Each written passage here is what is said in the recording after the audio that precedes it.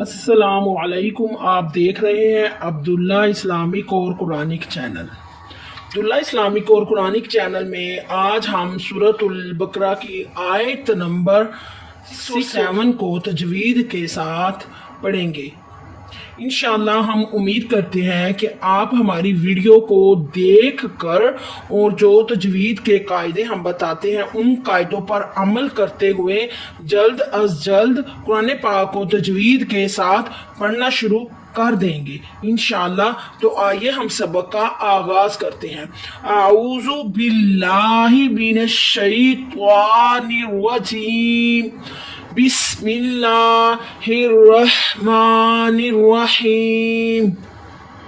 ختم اللہ، خا کو آپ نے موٹا کرنا ہے اور حلق سے خا کی آواز نکالنی ہے، خا نہیں پڑھنا، خا پڑھنا ہے۔ خا کو تھوڑا سا موٹا کرتے ہوئے مولا کو بھی موٹا کرنا ہے۔ الف والے لام سے پہلے اگر پیش یا زبر ہو تو الف والا لام موٹا ہوگا۔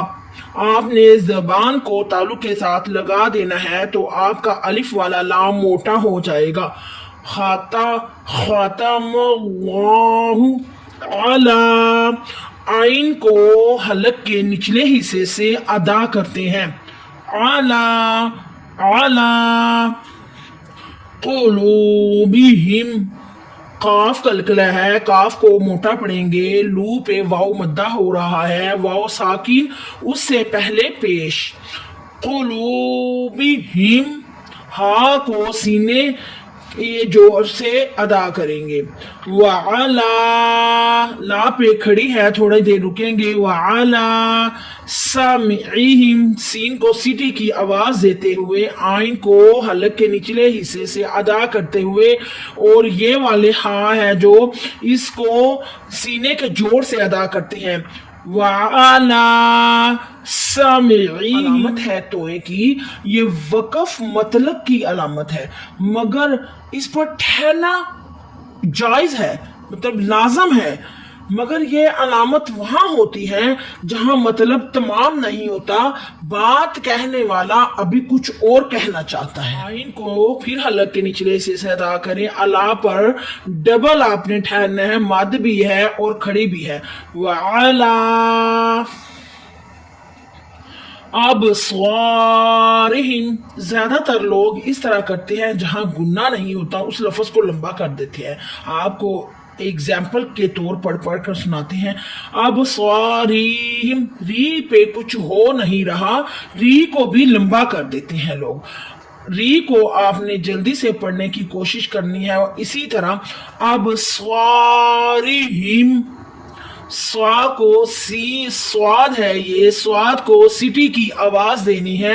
اب سوا پہ الف مدہ ہو رہا ہے، الف سے پہلے زبر الف مدہ۔ ریہم غشاوۃ، شاہ پہ الف مدہ ہو رہا ہے، الف سے پہلے زبر، نون تنوین کے بعد واو آیا ہے، واو حروف یرمہ نون میں سے، شاہ پہ الف مدہ ہو رہا ہے۔ تم پہ آپ دیکھ رہے ہوں گے کہ ادغام ہو رہا ہے۔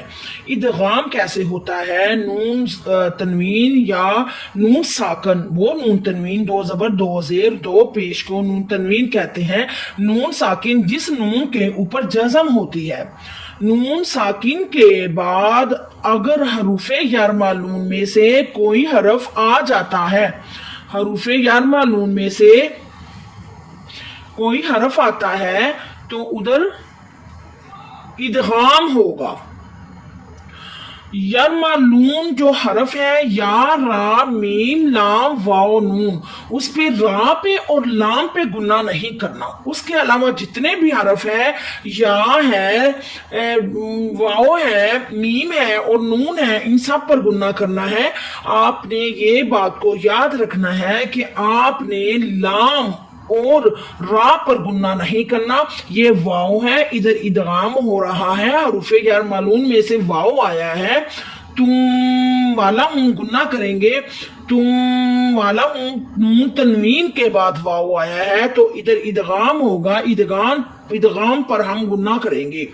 ادغام تجوید کا ایک قاعدہ ہے، اور تجوید کے ایک قاعدہ جو ادغام ہے اس کے 6 حروف ہیں یرملون. اگر نون ساکن نون تنوین کے بعد را اور لام کے علاوہ کوئی حرف آتا ہے تو ادھر ادغام ہوتا ہے, ادھر غنہ کرتے ہیں.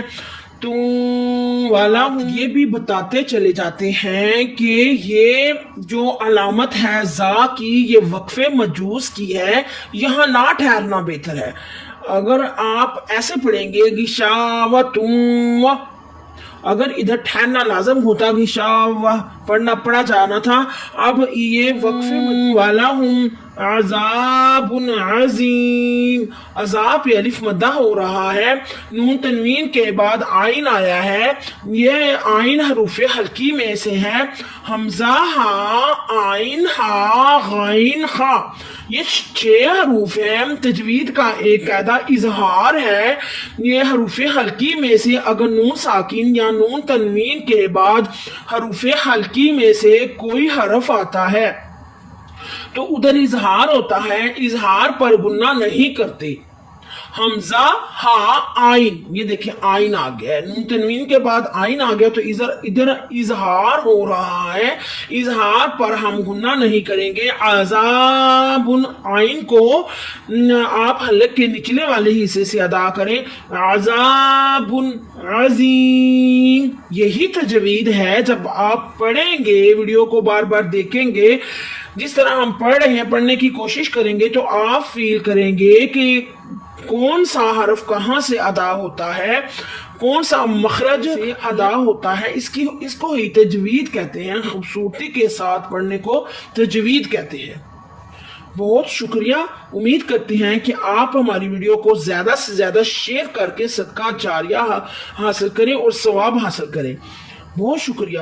سبحان ربک رب العزت عما یصفون وسلام علی المرسلین والحمد للہ رب العالمین.